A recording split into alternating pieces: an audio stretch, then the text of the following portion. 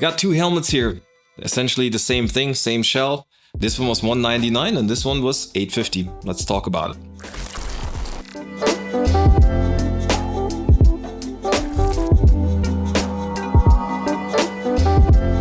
What's up, my biker friend? Welcome back to another video. Let's talk about helmets specifically. Let's talk about the Klim Krios Pro. Now, this isn't a brand new helmet anymore. There's tons of reviews out there, but the issues that I have with the reviews that I've seen so far, and I watched a few of them before I bought this, they're not quite that complete or honest, even with the people that have ridden this helmet for some time. So hopefully I'm going to fill in some of the gaps, talk about some of the things that no one really talks about this helmet, and they're not all good things. And I will address the things why I like this helmet, because there's a reason why I had this thing for 2 years. Now, if anyone from Klim is watching, they're probably not going to be very happy with it, because most of the reviewers are just raving about this particular helmet and not really addressing many of the issues that this one has. Just a word on Klim. If you've seen my channel, you know I love the brand. I have a lot of their stuff. I'm on my third Klim Gore-Tex suit, the second Badlands suit. I've got lots of gear from them. I bought that all with my own money. I'm not affiliated with Klim in any way, otherwise I probably couldn't make this video. But I think they make really cool stuff. But I also think that this particular helmet here, being sort of put in the premium range, it's not where it belongs. It is a good helmet, it's definitely not a premium helmet, and I'll talk about what this helmet has to do with it. There's a bit of a history to it. And I go into sort of the issues that I have with it, and of course I will talk about the things that I like about the helmet.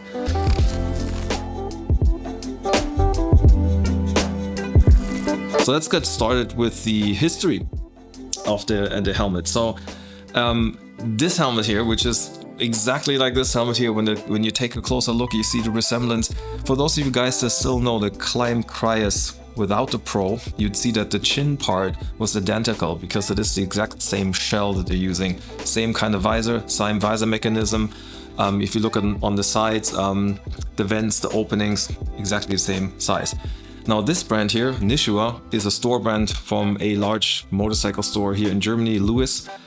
This is their entry-level adventure helmet, and that's why it was priced at $199, so less than 200 euros when I bought this many years back for my wife. She hasn't used it much, that's why it's basically in brand new shape. But that's an entry-level helmet. It's priced that way, the features are like that, but what made it great is because it was so lightweight. This helmet already is less than 1.3 kilograms, 1300 grams, which was super light. This is still the old safety norm this conforms to, because it is so old, but this made it a good buy for sort of the occasional user that didn't want to spend that much money on it. Now, this wasn't the first helmet that used this shell, it was actually a UVX helmet. It's a UVX Enduro helmet. They were the first ones that came out with this particular design in 2010. And then UVX decided, I think a couple years into that, 2011 or 2012, to exit the motorcycle market. So the UVX helmets weren't really available for a very long time. But then somehow Lewis, or this brand, picked up the design and made their own and called it Nishua, and just kept continuing on with this helmet. So this helmet was there before the first versions of the Krios came onto the market. Klim must have done something similar. I mean, I don't know the ins and outs of it, but obviously they were using the exact same shell. Like I said, the chin design was on the Krios, it was exactly the same, and made a few changes to it to make it a little better looking as well too. A few graphics changes, and a lot of things didn't change. And I think the things that didn't change are now today the reason why I don't think it is a premium helmet.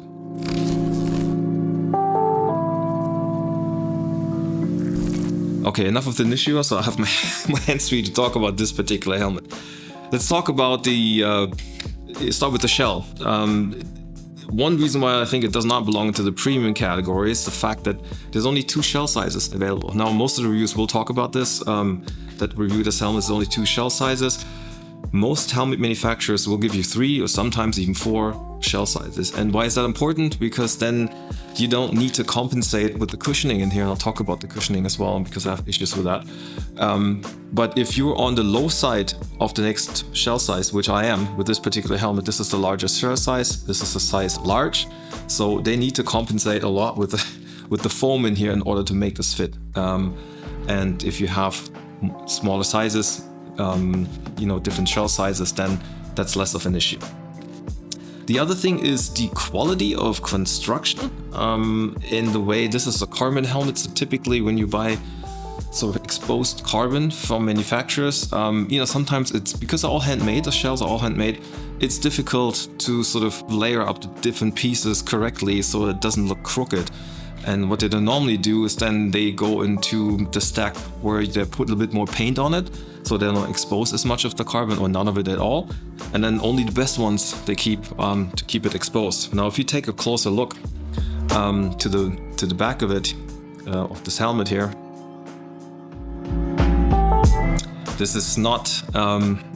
It's pretty crooked. And if you compare this to this helmet here, then this is a cheapo helmet, and even this one, they got this, I mean, it's glossy of course, but at least the exposed carbon looks nice. And this is not just this particular unit here. All the Klim helmets that I've seen, they look a bit crooked. It's just a cosmetic thing, it's not a big deal, but for premium helmet, not sure why they can't get that right. Don't understand it.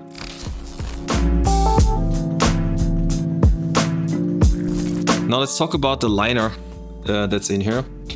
Typically what you would see on a modern sort of premium helmet, this is very simple, basic foam cushioning. Only the cheapest helmets have that. Most premium helmets, they have different layers of different density foam, because what it does, it starts pretty soft, but then it has a bit more resistance in order to make sure that the helmet stays on there also over time and has a good fit. This particular helmet, it fits, is very comfortable, but it's a bit of a loose fit. This is the right size for me. I'm gonna try the smaller size, and this is the right size. But over time, this relatively cheap foam wears out. Now this is the second foam paddings that I have in here. I put bigger ones in this time, and they were pretty good in the beginning, but they wear off pretty quickly.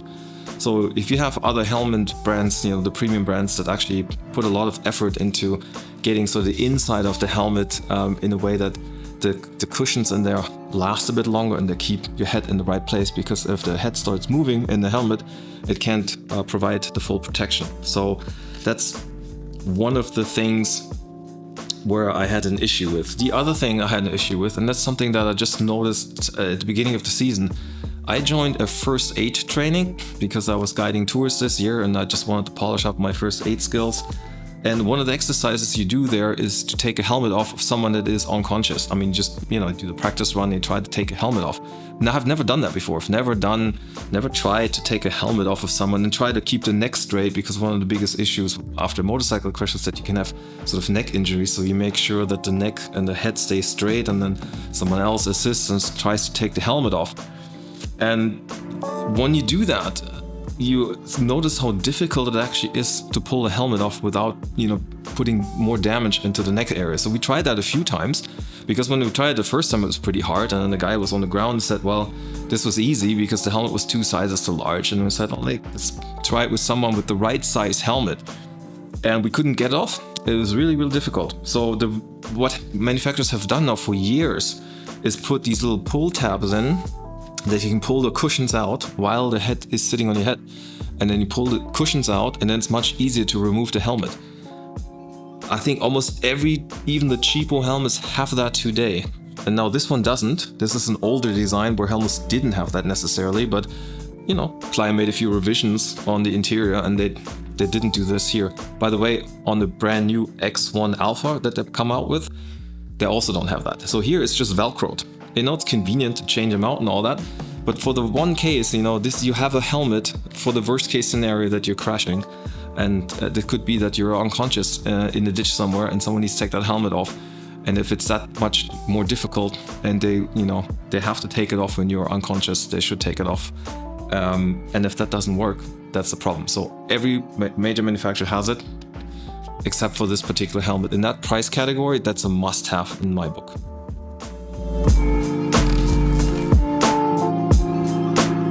Let's talk about another safety-related issue. This is also a big issue that I have with this helmet. Now, as one of the upgrades that Klim has made on this particular helmet is they changed the buckle design for the straps. So this is a magnetic buckle. It's very easy to open and close. So on the convenience side, that's great. The problem with that is the length adjustment you have to do beforehand, because you can't really do it while you have the helmet on. It doesn't really work. You have to make the length adjustment beforehand, and then it stays in one length, and then you just put it on and take it off. Now the issue that I have with that is that in I would probably say 90% of the riders that have this helmet on here, or more, will not have the right length. It will probably be too loose. And I was one of them, because when I started thinking about all these things after that first aid training, I was like, oh, this is way too loose. And you know, sometimes it's different. You wear, let's say, a turtleneck or something, or a scarf thing, something that covers your neck, and then it's too tight. So you have it looser. Also over time, it loosens up.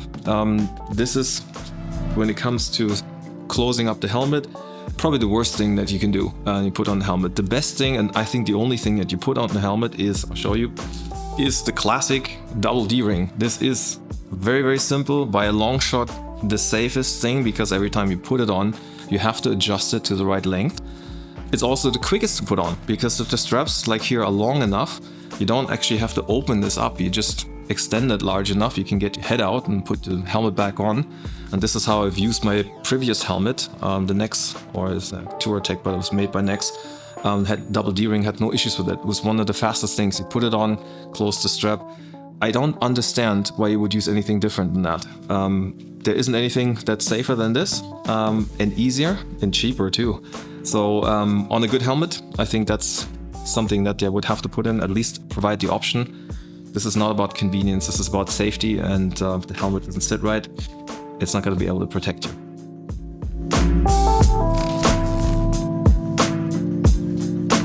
So one of the things that Klim was really keen on in their marketing was talking about what they've done to the inside of the shell. So it's not exactly the same as the initial helmet, they've made some changes. Typically, most helmets, the majority of helmets use EPS, just a big foam that's in there. And Klim are the first ones that tried something different. They tried, they call Koroyd, looks like these green straws that are stuck together. And they replaced part of the EPS with it, because they have the same crash protection, but they allow better ventilation. So the idea is amazing to have someone actually trying to innovate in that space to see, because one of the issues that you have with these helmets, if it gets too hot, you need proper ventilation. So they did that part really well. That you know, the lining or the foam part of it would ventilate. The problem is the vents that you have in these helmets, they're so small. You've got these tiny vents up here, and you've got the chin vent, and if you open this and close it, I can't even feel the difference. No matter how cold or how warm it is, it doesn't do anything. And then there's little bit of air coming up here in the top. It's not nearly bringing enough air in to make the Koroyd work, because if there's no airflow to get rid of the heat, I mean, the exhaust openings are there in the back, but it's not really working. So the whole idea is good, but it doesn't work.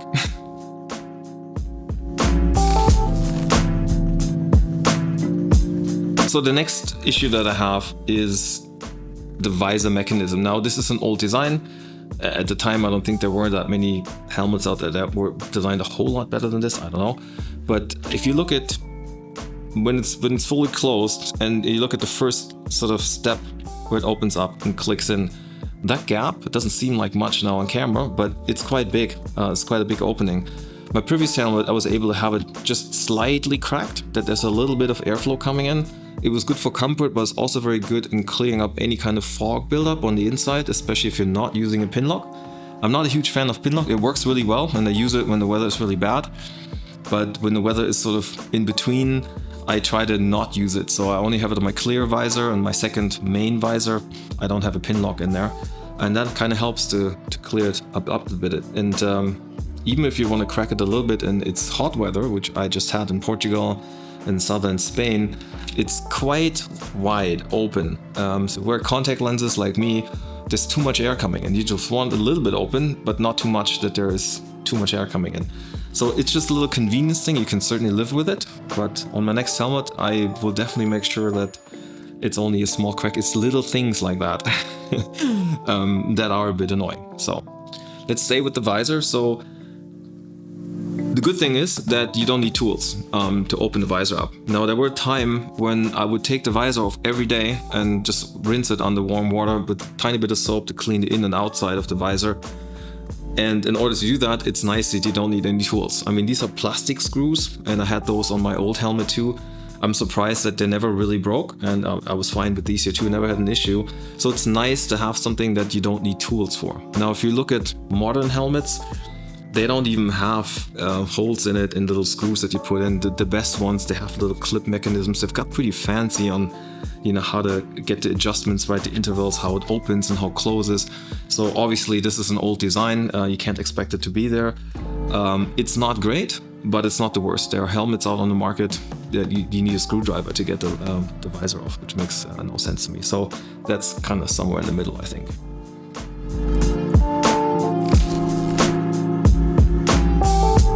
Now, just to summarize up the issues, it's not all equally bad, but I think from a safety standpoint, only having 2 shell sizes, that's a bit of a downer, but you can live with it.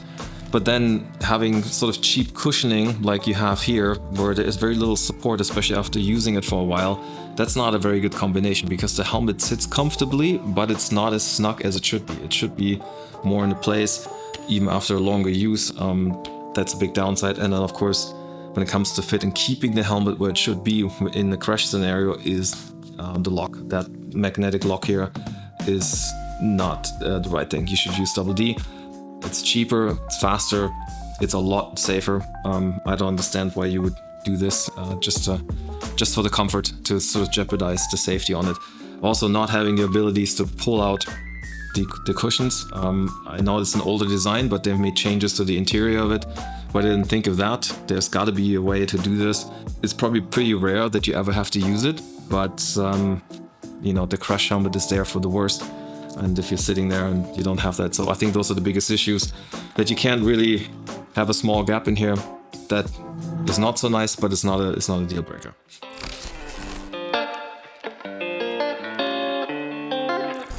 So let's talk about the things that I like about this helmet here, because I've had it for 2 years and 60,000 kilometers. There's a reason why I like it. And just for a comparison reason, this is the very dirty version of what I had before. I had this helmet for 7+ years. This is a Touratech Aventuro carbon helmet. This is made by Nex. They came out under their own brand with very similar helmets, different variations of this particular helmet with the same shell size. I've had this for 7 years or something, 70, 80,000 kilometers, I can't even remember. It got to a point where I had to replace it. Also, you see the size difference of those 2 helmets. This one is still made under the EC 2205. That's the old, at the time was 20-year-old safety standard, and this is the new 06 standard that they designed this particular helmet to. Now, the interesting thing about the new safety standard, Klim with the Krios Pro are probably the only one, or one of the very few, that did not have to make any changes to the shell itself in order to come up with the helmet design that conforms to the newer, safer standard, the 06 standard. My understanding is they have made a few changes to the interior, but the shell is still exactly the same. So if you have an older Krios Pro and you compare it to the 06 and the 05 standard, you put them side by side, they look identical. They're exactly the same. Maybe they made changes to the inside, to the EPS, but essentially they got away with doing very little and still conformed to the more stringent European standard, which you have to have if you manufacture helmets here and you want to sell them here in Europe. You have to have that. This was also the reason why they're one of the first ones to come out with an ADV helmet with the new standard. And because it was already a very light design to start with, most other manufacturers that started putting new designs out, they were getting bigger, bulkier, rounder designs, especially if you look at the size difference here. If you look at the sort of successor of this helmet, it would be almost the size of this or even bigger. So the helmets have gotten quite a bit bigger in order to make him safer. But these helmet designs, they were already pretty round to start with and didn't have a lot of edges. And if you look at this here, it's got lots of edges in there. If you see the successor, they're much rounder design. So I think they had a leg up. They were lucky. But also they still to this day have one of the lightest helmet for the ADV market. This is still a very light lid. Most of the other helmets that came out, also the successor of this one here, are quite heavy. I actually took the time to look at the successor of the Aventuro Touratech or Nex helmet at EICMA a few years ago, because it was one of the first places I actually went to, because I was quite curious to see what they had done with it. And it looked really nice, but it was really heavy too. I think even the carbon version was 1.7 kilograms minimum. So that was a little on the heavy side, and this one is I don't know what the weight is. It's less than 1.4 kilograms. It makes it one of the lightest helmets.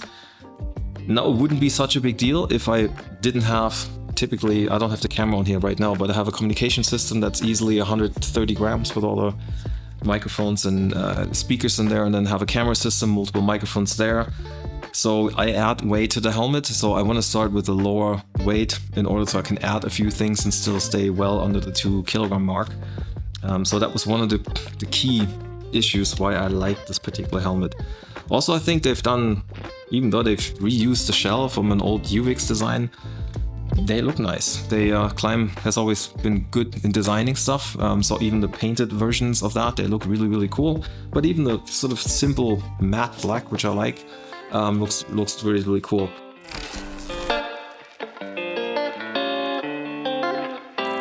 Now the visor here, I'm a total sucker for these mirrored Iridium visors, not made by Klim. I don't know why they don't do that. They could have done this because, you know, people like me that like this stuff. This is actually some no-name manufacturers using exact same prints. You can see that on this little printed logo. Look at the original, it looks exactly the same. So it's probably coming from the same factory in China, except this is sold directly by AliExpress or something. I found it, I tried it out. It's very cheap, 20 bucks to get one of these. Optical quality is good. Now the tint changed a little bit if you look through it. There's a bit of a blue to yellow shift, slightly. It doesn't bother me. This is the second one that I've had. So yeah, that makes it look really cool, I guess.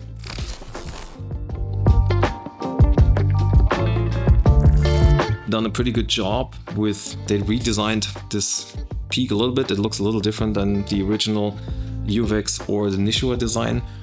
And as compared to my Touratech helmet, it's a lot better when it comes to catching wind or not catching wind.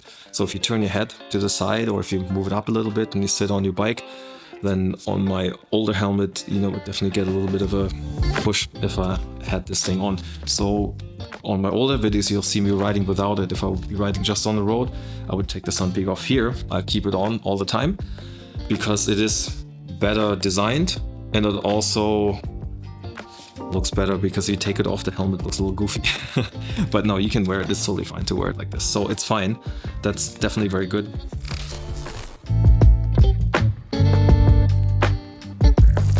Yeah, and then there's one last thing that talking about the visor, I like these Iridium visors here, but it ships with the transition visor. It was one of the reasons why they bumped up the price. The Pro was basically adding the transition or the photochromic visor. At the time, not a lot of helmets had photochromic visors and wasn't quite sure how well they work. And can't speak for the other helmet manufacturers, but I can say for Klim, the photochromic visor works really well. And the biggest concern I had was, would it get dark enough? Because I always ride with tinted visors, it tends to be too bright for me, and it gets dark enough. So if there's plenty of sun out there, it will get dark enough. Probably, if I had to guess, somewhat of a 60% tint. That's basically what this is here. It's about 60% tint. And I used to have 80% tint on my old helmet, and that was almost a little too dark because when it gets overcast or it starts to drizzle and rain, it's almost a little too dark. So 60% tint is really good. And then of course, when the sun's gone, it would then be clear again. And you can ride it in the night. It's not as good as a clear visor in the night, but the whole photochromic thing worked really, really well. So even if you go into a tunnel, of course it takes a while before it, you know, lightens up, and then just open the visor for a little bit and you can still see. So doing photochromic visors instead of the built-in sort of drop-down sun visors is, for me, the better way to go. It's much lighter setup because you probably save at least 200 grams minimum in not having the mechanics in there and having another visor. But I do know that some people like that. They just ride with the sun visor down, so people are different. For me though, it's nice not having it in there and having a photochromic visor instead. It's definitely a plus on this helmet, even though now I'm not using it. Photochromic visor is my bad weather riding visor, so I have the pin lock on there. And then, but now it's going to be raining or intermittent rain, and there might be sun, then that's sort of my perfect bad weather riding visor. And for everything else, I got this thing now. Anyway.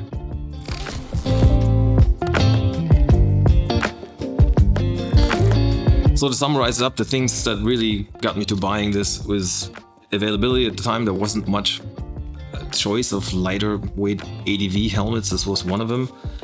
It is comfortable as a fit, and it was comfortable when I bought it. It's still comfortable. I think it's a little too loose. That was a bit of a concern that I have now. And having the lightweight allowed me to put cameras and comm system on there without sort of getting the fatigue of having too much weight on my head. And then the other issues, I just kind of overlooked them. I try to be, be conscious about how tight I keep the lock here, and I adjust it every once in a while, but a lot of times you're in the middle of riding, you don't really pay attention. But you can make it work, and there's a lot of people that like this helmet, probably the reason why I'm watching this. So it's not all bad, but it's not all as good as some people will tell you it is. So make a conscious decision. There's a lot of other good helmets on the market. I'm not really in the helmet testing market. I just know that if I use these things, I really know how these work and what doesn't work and what is important to me. But there's other choices out there. Also, another choice from Klim, the X1 Alpha, has done a lot better with few things. They've picked up on a few issues. I think the overall cushion design is better, it's more comfortable, it's definitely more premium. The shell is more premium, feels more premium. Double D came in, they've done a lot with the visor and the clarity of it. So if that's something that you're looking at, definitely. They did not change the pull-out cushions. Don't understand why, because it's even more expensive than this helmet. But it's it's another option. And yeah, this was targeted more to the off-road crowd. The other one is more to if you spend more time on the road, but you can use goggles with it and take the sun peak off and all the same things. Yeah, I also like that it's just nice that it doesn't have the drop-down sun visors in there, because most people like it and most helmets have it, but it's one of the big contributors why this helmet is so light, and you don't need it because you have the transition visor, and that works really well on this helmet. So anyway, guys, if you found this useful, if you have questions or your own sort of experiences, I actually love to hear about it, because there's a good chance you have one of these. Tell me, what do you think about it? Anything that I forgot or that you want to ask, put them in the comment section. Thank you guys for watching. I'll see you in the next video. Until then, ride safe, stay awesome.